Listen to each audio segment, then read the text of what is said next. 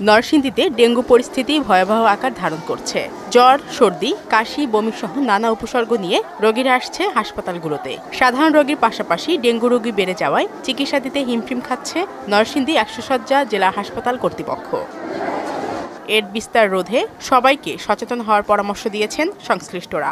আগস্টের তুলনায় সেপ্টেম্বরে বেড়েছে রোগীর সংখ্যা। সারা রাত্রে অনেক জ্বর, তাপমাত্রা অনেক ছিল, হাসপাতালে না ভর্তি করছে। টেস্ট করছি না, তখন পরবর্তীতে জ্বর আইছে আর সারই না, পরে দিয়া একজন টেস্ট করে মেডিকেল দিয়ে টেস্ট করাইছি, পরে দিয়ে দেখা দিচ্ছে প্রত্যেকদিন ডেঙ্গু জ্বর।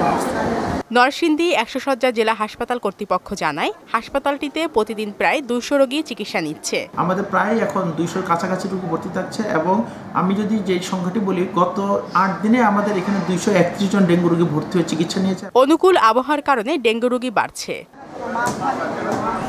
শারমিন স্বর্ণা, মোহনা সংবাদ।